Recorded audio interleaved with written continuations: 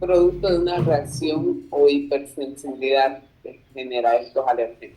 ¿Cuáles son estos alérgenos? Son todos los que vamos a mencionar en este momento, por ejemplo, lo que es el polvo, lo que son el moho, la caspa o el pelo de los animales, ciertas sustancias, alimentos químicos que ustedes están acostumbrados a usar o a echarse, pueden generar también cierta alergia.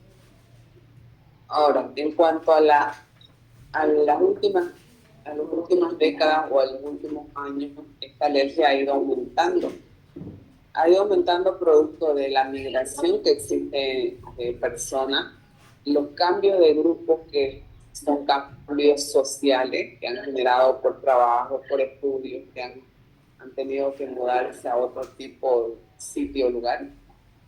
Ciertas personas que van de la zona rural a la urbana o viceversa, normalmente causada, quienes sufren más es quienes van de lo urbano a lo rural, porque las personas que están acostumbradas y que desde niños ya han tenido y se han topado con este tipo de alergenos, probablemente no les ocasionen ningún síntoma, porque ya tienen formado anticuerpos y eso vamos a verlo más adelante.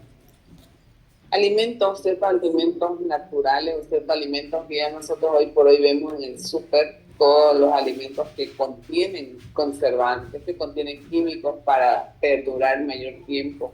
Los alimentos son introducidos de toda alergia, provocando así una reacción viral o alguna reacción alérgica al humano. El incremento del uso de antibióticos de este producto, eh, porque la venta en Bolivia es fácil, la venta sin receta médica, entonces somos más vulnerables a tener algún tipo de reacción. Y por el exceso de higiene, no solamente en la parte de las mucosas, sino también en ciertos lugares, como por ejemplo les había mencionado yo en la primera clase, el lavarse constantemente el oído puede generar esto, ¿no? Que nos ocasione o que nos provoque la disminución de lo que es la barrera normal que tiene el oído con el lavarse o el hacerse todos los días. Entonces, esto va a generar una respuesta inmune del organismo. Entonces, la respuesta inmune que genera el producto o va a realizarse a través de las inmunoglobulinas. Estas inmunoglobulinas, a pesar de que se forman en diferentes formas, el primer, la primera reacción que tienen ante algún alergeno se genera lo que son las inmunoglobulinas. Ahora esto está bien determinado y depende de qué, depende mucho de qué sustancia yo o qué factores ambientales voy a ocasionar o voy a ser sometido o a los genes, ¿no? A la genética. Es cierto que algunos genes están ligados a este tipo de reacción o tener mayor formación o producción de inmunoglobulina, ¿no? Como vemos aquí, por ejemplo, en la diapositiva, estos actúan o generan mayor producción de las inmunoglobulinas. Ahora, la alergia viene a ser 20% de toda la población, en algún momento vamos a tener ese tipo de reacción.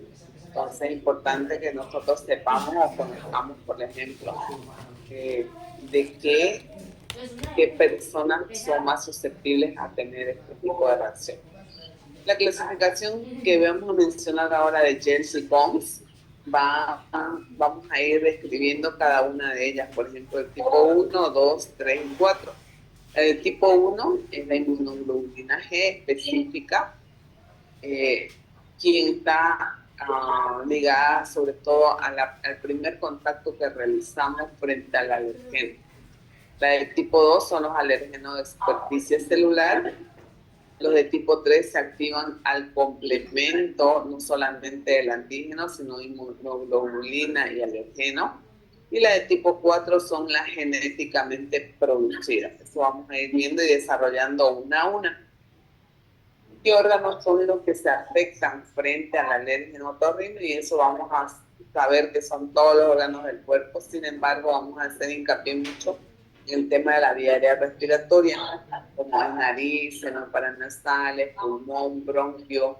También están ligados otros órganos como es el ojo, oído, piel, sistema genital, urinario, digestivo, ciertas articulaciones. En cuanto a la hipersensibilidad, cabe mencionar la respuesta que dijimos que es de nuestro organismo al alergeno. Estas pueden ser de dos tipos: la hipersensibilidad inmediata o humoral, y estas están ligadas a la tipo 1, 2 y 3, y la retardada celular, que es la de tipo 4. La 1, 2 y 3, que es inmediata o humoral, la respuesta inmunológica frente al alergeno va a ser que la inmunoglobulina E se active, salga a formarse, se encapsule o vaya a la parte basal de la célula, y esto, una vez que ya ha generado una reacción a nuestro órgano, empieza a formarse o empieza a enviar señales para que los mastocitos y todas las células que están en el torrente sanguíneo, y vemos la diapositiva, por ejemplo, el primer contacto viene el alergeno, ¿no? Y viene a hacer esto, se forma o se genera la proteína E, se apoya a la piel, porque esto ya va a estar en las paredes de nuestras células en un segundo contacto, y lo que hace o genera esto es una vasodilatación donde durante el torrente sanguíneo vienen y atacan, salen del torrente sanguíneo hacia el sitio donde está el alergeno, provoca la hipersensibilidad, generando o englobando los mastocitos y los basófilos a todos los cuerpos extraños que están ingresando a nuestro organismo. Ese es un primer contacto o la primera exposición. Y cuando tengamos una segunda exposición y ya tengamos esas proteínas ahí que nos estén recordando que ya hemos visto este tipo de antígenos, ¿no? Entonces ya lo vamos a captar en una primera instancia, vamos a provocar que esta célula empiece a generarse o reaccione con los mediadores de la histamina, ¿no? De mastocito, que es la célula principal, va a ser eso. Entonces, en el momento que genera esto, ya engloba o encapsula los alergenos, haciendo así la destrucción de estas células. Ahí vemos como del torrente sanguíneo nuevamente salen todo lo que son las células de histamina, y la citocina se genera de la célula del todo lo que son las células y los macrófagos. Entonces, en esta reacción de tipo 1 que habíamos mencionado, ¿no? Donde de inmediato nosotros reaccionamos frente al alergeno, provocando así una respuesta de inmediata también. O sea, nos topamos con el germen, nos topamos con el alergeno, y nuestro organismo empieza de manera inmediata e inexplicablemente rápido, formando lo que son las reacciones alérgicas. Esto puede ser incluso malo para el organismo, porque el organismo, frente a este tipo de reacción, muchas veces nos encontramos solos o probablemente no estemos generando una respuesta adecuada, y podemos empezar a hacer anafilaxia en nuestro organismo. Es decir, un ejemplo de esto es un paciente que se encuentra en una camilla quirúrgica, va a ser sometido a una cirugía, se le inyecta una medicación en vena y empieza a generar o empieza a tener una reacción en nuestro organismo, se le matizan las mucosas, el anestesiólogo no podrá ver o poner un tubo, por lo tanto tal vez necesitemos hacer una traqueostomía de emergencia por el mismo hecho de la anafilaxia que ha provocado, ¿no? El hecho de actuar, a los médicos normalmente debemos estar capacitados, generar respuesta de inmediata y ayudar precisamente a que esta reacción disminuya y podamos evitar que el paciente pueda llegar a tener una parada respiratoria y una parada cardíaca. Las de tipo 2, que son también llamadas citotóxicas o citolíticas, estos anticuerpos de inmunoglobulina GM en el complemento reaccionan frente al antígeno y generan una destrucción. Sin embargo, hay que tomar en cuenta y acordarse que estos dos tipos de inmunoglobulina son las que se encuentran durante el proceso inflamatorio agudo, o sea, durante la enfermedad, y también se generan como una memoria de esa enfermedad. Entonces, cuando nosotros vemos al paciente que ha tenido dengue, virus de COVID o influenza y le queremos pedir un antígeno, nosotros tenemos que saber cuál vamos a pedir o cuál vamos a interpretar, mejor dicho. Si está elevada la inmunoglobulina G, significa que esa inmunoglobulina está generando o está elevada, significa que la enfermedad ya pasó. Entonces, IgG significa memoria y la IgM significa el momento activo de la enfermedad. Si está cursando con inmunoglobulina M elevada, significa que está cursando con la enfermedad activamente. ¿Ya? Esas son las dos diferentes. Ahora, ejemplos de este tipo de reacción están las enfermedades hemolíticas, tales como enfermedades en la sangre. Si ustedes tienen un glóbulo rojo que no es el adecuado, que no tiene la forma redondita, que no tiene la M, la globina en su ubicada donde deben estar, entonces el cuerpo reacciona con ese glóbulo rojo que no es adecuado y va y lo ataca y lo elimina, lo destruye. Esto produce, por ejemplo, las enfermedades anémicas hemolíticas, donde ese inmunoglobulina, perdón, donde ese glóbulo rojo un poco más ovalado, no es redondo, entonces lo destruye. ¿No? Son ejemplos, por ejemplo, de lo que estamos diciendo de tipo 2. La reacción de tipo 3 son las lesiones del complemento que causan daño tisular o que causan un daño a un órgano, producto de que se generan los anticuerpos, y esto hace que se depositan el antígeno anticuerpo en la célula provocando un daño vascular, ¿no? Generando así una trombosis. ¿Cuáles son estas enfermedades muy frecuentes? Son las enfermedades inmunológicas o de lupus, ¿no? Que las células mismas propias de nuestro organismo generan anticuerpos hacia nuestras células y van y la atacan. Entonces, estos productos, como les digo, son enfermedades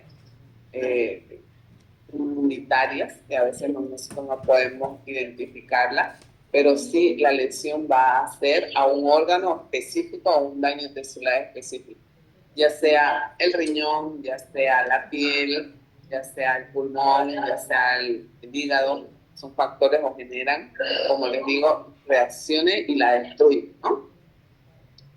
Luego está la reacción de tipo 4, ¿no? Esta se va a asociar o está mediada a la reacción de las células por hipersensibilidad tardía. Como que tienen una memoria, nosotros ya no las topamos a esta bacteria o este germen, y de aquí 24 a 48 horas provocamos una reacción. ¿Cuáles son las enfermedades de un trasplante renal? Que después de 24 a 48 horas que nosotros ya hemos tenido ese cambio de célula que genera nuestro organismo y lo ataca, ¿no? Al igual que rechaza las mallas o algunas prótesis, que generamos una reacción luego de toparnos a este cuerpo extraño, ¿no? Entonces, las enfermedades en otorrinos son varias que pueden provocar alergias. Ya lo hemos ido viendo y vamos a ir desarrollando algunas de estas, pero ustedes sepan que son la rinitis alérgica, la sinusitis, la otitis aguda media, está la adenoiditis, que son inflamación de las adenoides, el pólipo nasal. El pólipo nasal se da porque las mismas adenoides que tenemos en la nariz han sufrido constantemente reacciones, y esto hace que genere cambio en las células y vaya aumentando de tamaño.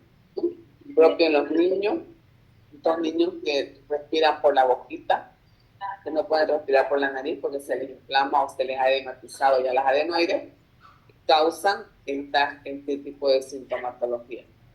También están las enfermedades de faringe, laringe, incluso los asmáticos, ¿no? Que son respuestas o que generan respuesta inflamatoria de los bronquios o de los pulmones. Ahora, cuando tengamos este tipo de pacientes, es importante que ustedes sepan diagnosticar, pero el diagnóstico lo hacemos mediante una buena anamnesis al paciente y el examen físico, ¿no?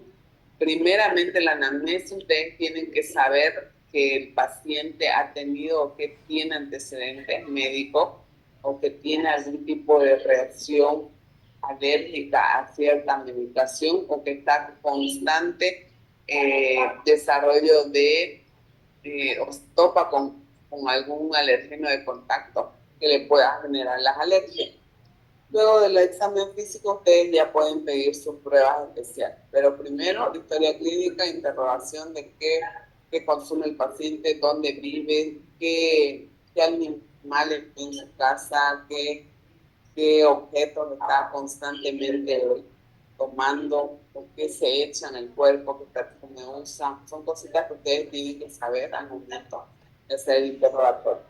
También es importante saber si tiene algún tipo de animales o si él cría o ha tenido algún contacto con algún animal en las últimas semanas. En cuanto a los alimentos, dijimos que todos los alimentos que nosotros sepamos que nos hacen mal, obviamente tratemos de evitarlos, ¿no? Las medidas preventivas a no tener. Y las sustancias químicas que estamos utilizando, que también pueden generarnos algún contacto, y saber que si hemos tenido algún contacto, mencionarlos a la hora o al momento de tener nuestras familias, ¿no? Entonces, luego de una buena anamnesis, examinar al paciente, hacemos las pruebas diagnósticas. Estas pruebas diagnósticas ustedes las van a hacer, o mejor dicho, el especialista en alergología lo va a realizar, que son 3 test de pruebas que lo podemos hacer ya sea cutánea, ¿no? Que vienen en par, que ustedes colocan, o ciertas que nosotros colocamos intradérmica, que vamos a interpretar según lo que nos salga nuestra prueba cutánea. Vamos a examinar y ver a qué alergenos nosotros hemos sido expuestos y a quiénes podemos reaccionar. Cuando hay una reacción, significa que sí, sos alérgico, entonces evitar. El tratamiento pilar para esto debe ser evitar todo tipo de alergia que pueda realizar una respuesta o un shock de alergia, ¿no?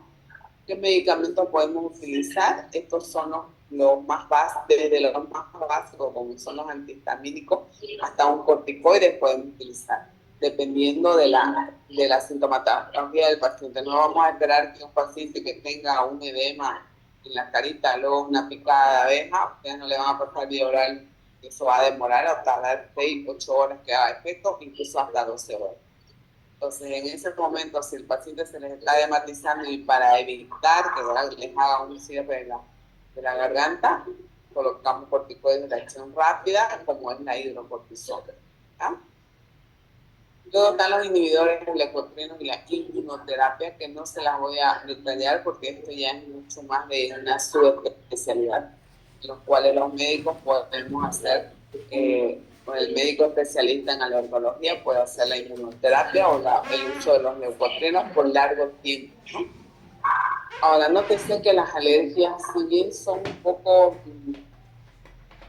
son medicamentos, son tratamientos, largos, caros, incluso las pruebas especiales son demasiado caras para esto. No hay una cura. En la alergia, nosotros, como hemos visto y desarrollado, nosotros generamos tu cuerpo va a generar ese tipo de respuesta. Entonces, lo que se sugiere en estos pacientes es la medida más que todo preventiva ante un cuadro, ¿no? Porque ya si se instaura la alergia y el tratamiento médico va a ser temporal, pero nosotros podemos sufrir nuevamente una reacción alérgica a esos medicamentos o a ese alergia. Bien, no sé si tienen alguna duda. Recording stopped.